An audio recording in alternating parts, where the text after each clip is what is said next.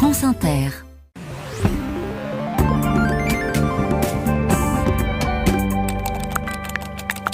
Et c'est d'abord en Chine que nous sommes qui franchit un nouveau cap dans la censure. Oui, information repérée par le Guardian, le quotidien britannique, explique que le régulateur chinois d'Internet vient de lancer une nouvelle campagne visant spécifiquement les blagues et les jeux de mots, notamment postés sur les réseaux sociaux déjà très contrôlés dans le pays.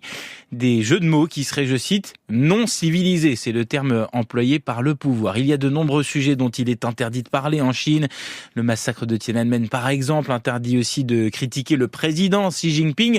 Alors, pour contourner la censure sur Internet, eh bien, les Chinois utilisent notamment des mèmes. Vous savez, ce sont souvent ces montages photos humoristiques. Les internautes en font avec Winnie l'ourson, par exemple, pour se moquer de Xi Jinping. C'est très répandu là-bas. Eh bien, ce genre de message caché, pourrait-on dire, voilà ce que le régime veut bannir. Les homophones aussi, les mots qui sonnent pareil.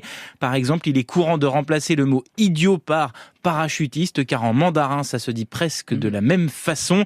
Le nombre de posts supprimés sur les réseaux en Chine pourrait donc drastiquement augmenter. Nous voici en Espagne où il est question d'impôts. Plus exactement d'une surtaxe sur les énergéticiens et les grands groupes financiers qui font beaucoup de bénéfices. Tiens, un impôt à la base extraordinaire, mais qui, encore une fois, va être pérennisé. Ça nous rappelle les discussions françaises en ce moment sur le budget mis en place l'an dernier. Il devait être supprimé fin 2024, mais il y a quelques jours, le gouvernement a décidé de le maintenir.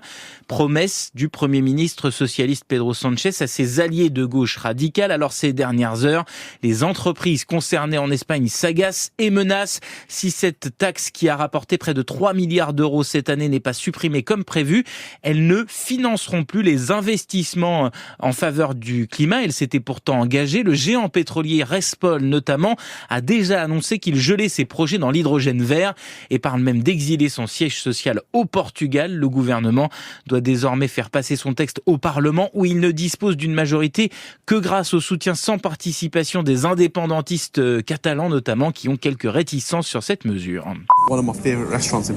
Et puis nous sommes au Royaume-Uni où un homme fait le tour des hôpitaux. Mais oui, absolument pas parce qu'il est malade, mais pour y manger. Oui, contre toute attente et tout ce que l'on peut penser de la nourriture à l'hôpital, eh bien Omar Shafik, 33 ans et originaire de Bolton, soutient qu'on y mange très bien au Royaume-Uni. Ces 2 dernières années, il a déjeuné ou dîné, rendez-vous compte, plus de 700 fois dans des hôpitaux. Il a dépensé selon lui environ 10 000 livres, ça fait 12 000 euros. Il affirme que c'est lors d'une visite à son père hospitalisé qu'il a découvert la qualité de ces plats qui, selon lui, surpassent certains restaurants. Alors même s'il reconnaît que ça peut faire sourire, il estime que c'est aussi une manière de soutenir le NHS, le système de santé britannique.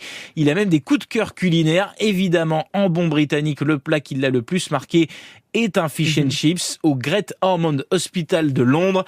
Le meilleur qu'il ait jamais mangé, il le jure. Voilà, de là à tomber malade pour y goûter, ce sera non. Merci beaucoup Kevin, à demain.